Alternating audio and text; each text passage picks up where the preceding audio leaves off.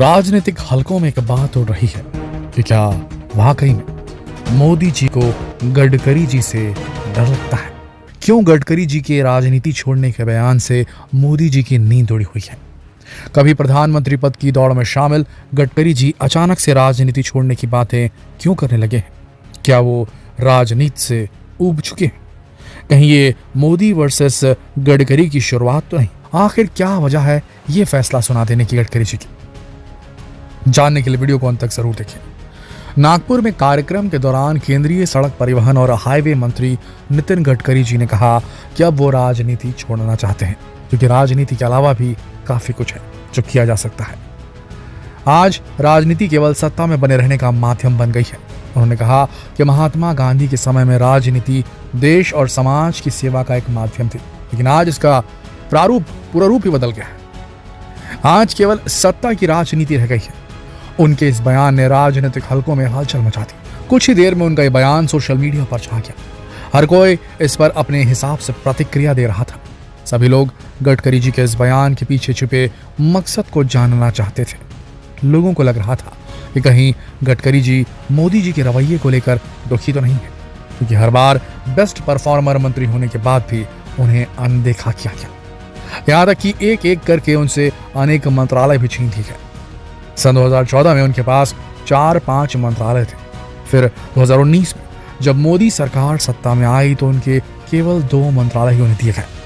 और अगर आज की बात करें तो गडकरी जी के पास केवल 1 मंत्रालय है, केंद्रीय सड़क परिवहन और हाईवे। क्या मोदी जी को गडकरी के काम का तरीका पसंद नहीं है? क्यों हर बार बेहतरीन काम के बावजूद भी गडकरी जी को निराशा ही मिल रही है? और शायद गडकरी जी इस बात को महसूस भी करने लगे हैं। शायद इसीलिए राजनीति को लेकर उनका रुझान कम हो रहा है। लेकिन मोदी जी को आखिर गडकरी जी से समस्या क्या है, जबकि वो हर तरह से अच्छा काम कर रहे हैं। अगर उम्र की बात की जाए तो अभी वो केवल 64 साल के हैं, जबकि मोदी जी की उम्र 71 साल हो चुकी है। वहीं जहां मोदी जी को राजनीति का 21 साल का एक्सपीरियंस है, वहीं गडकरी जी को राजनीति का 27 साल का अनुभव है, जो कि मोदी जी से बहुत ज्यादा है। फिर भी गडकरी जी को वो इंपॉर्टेंस नहीं दी जा रही जो उन्हें मिलनी चाहिए थी। ऐसा लग रहा है कि पार्टी के दूसरे बड़े और तजुर्बेकार नेताओं की तरह गडकरी जी को भी साइड लाइन कर दिया जा रहा है। इससे पहले भी रविशंकर, प्रकाश जावड़ेकर, राजीव प्रताप जैसे कई बड़े नेताओं को कम उम्र और अच्छा एक्सपीरियंस होने के बावजूद भी साइड लाइन कर दिया गया था। और अब यही हाल गडकरी जी का भी हो रहा है। धीरे धीरे उनकी पावर कम की जा रही है और शायद बहुत जल्द ही गडकरी जी भी भूले बिसरे नेताओं की लिस्ट में शामिल हो जाएंगे। आखिर क्या हो रहा है सत्ता के गलियारों में, जो हर मंत्री बेचैन है? कहीं देश में गुजरात मॉडल तो लागू नहीं हो रहा है? क्योंकि जब मोदी जी गुजरात के मुख्यमंत्री थे तब भी सत्ता का पूरा पावर उनके हाथों में रहता था। कोई भी मंत्री उनके किसी काम में इंटरफेयर नहीं कर सकता था। उनका फैसला ही आखिरी फैसला होता था। एक तरह से देखा जाए तो पूरी सत्ता एक पॉइंट पर ही केंद्रित थी। और आज देश की राजनीति में भी यही हाल चल रहा है। नेताओं के बीच अविश्वास की भावना है। उनके पास काम करने की वो स्वतंत्रता नहीं है जो अटल बिहारी वाजपेयी के टाइम पर थी। और कहीं ना कहीं ये बेचैनी अब नजर आने लगी है। सभी अधिकारियों और नेताओं को अपने भविष्य को लेकर चिंता है, क्योंकि जिस तरह एक के बाद एक मंत्रियों को साइड किया जा रहा है, उससे तो यही लगता है कि कभी भी किसी का भी नंबर आ सकता है। इसीलिए हर राजनेता को यही लगता है कि पता नहीं कल उनके पास ये पद रहेगा या नहीं, पता नहीं कल वो ना हो। दोस्तों, सभी जानते हैं कि मोदी जी सत्ता अपने हाथ में लेकर चलते हैं। इसीलिए जब उन्हें लगता है कि कोई मंत्री या अधिकारी उनके हिसाब से काम नहीं कर रहा तो उसे बाहर का रास्ता दिखा दिया जाता है। अगर देखा जाए तो आज के मोदी मंत्रिमंडल में केवल 2 ही सीनियर नेता हैं, एक राजनाथ सिंह और दूसरे नितिन गडकरी। बाकी के सभी नेताओं को या तो ड्रॉप कर दिया गया या फिर वो खुद ही राजनीति से संन्यास ले चुके हैं। राजनाथ सिंह और नितिन गडकरी ही वो 2 नेता हैं जो मुखर होकर बोलते हैं। राजनाथ सिंह के उस जवाब को कौन भूल सकता है जो उन्होंने अपने पाकिस्तान जाने को लेकर उठाए गए सवाल पर दिया था। उन्होंने सीधा कहा था, मैं वहां देश की बात करने गया था, ना कि दावत खाने। और ऐसा पहली बार नहीं हुआ था। जब भी मौका मिला है उन्होंने जमकर जवाब दिए हैं।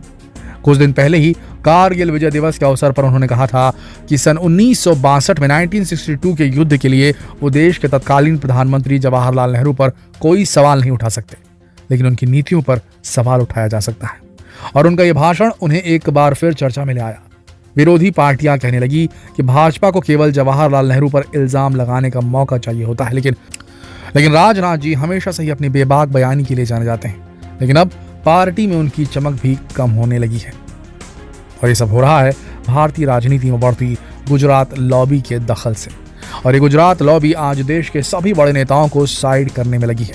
अब देखा जाए तो भारतीय जनता पार्टी केवल दो नेताओं के हाथ की कठपुतली बनकर रह गई है, एक नरेंद्र मोदी और दूसरे अमित शाह। और बाकी सभी नेता उनके प्यादे हैं जिन्हें वो लोग अपने हिसाब से चलाते रहते हैं। वहीं अगर नितिन गडकरी जी के बयान को लेकर आजकल चर्चाएं जो जोरों पर चल रही हैं, ये कि पार्टी में सब ठीक नहीं है, इसकी ओर अंदेशा जा रहा है। भले ही बीजेपी एक मजबूत पार्टी नजर आ रही हो, लेकिन अब इसकी दीवारें इतनी मजबूत नहीं रह गई हैं, इसकी नींव हिलने लगी है। इसका सबसे बड़ा कारण है नेताओं में बढ़ता असंतोष। अब ज्योतिरादित्य सिंधिया को ही ले लीजिए, इनकी ही मदद से मध्य प्रदेश में बीजेपी की सरकार बन पाई थी, लेकिन उन्हें इसके इनाम में एक ऐसा मंत्रालय दिया गया जिसका कोई अस्तित्व ही नहीं है। आप भूल गए हो तो आपको याद दिला दें कि इंडियन एयरलाइंस को टाटा कंपनी खरीद चुकी है और अब ज्योतिरादित्य सिंधिया का हाल कुछ ऐसा हो गया है कि वो किसी से शिकवा भी नहीं कर सकते। भाजपा ज्वाइन करते वक्त उन्हें काफी उम्मीद थी, लेकिन अब वो सभी उम्मीदें धूमिल हो चुकी हैं। आज हमारे देश के नेता देश की तरक्की छोड़कर हर टॉपिक पर बात करने को तैयार रहते हैं। कोई नेता महंगाई पर बात नहीं करता, कोई बेरोजगारी पर चिंता नहीं जता रहा। और जब जनता इन टॉपिक्स पर सवाल करती है तो उन्हें धर्म, जात पात, देशभक्ति, इन सारे विवादों में उलझाकर उनका ध्यान भटका दिया जाता है ताकि कोई उनसे सवाल न कर पाए।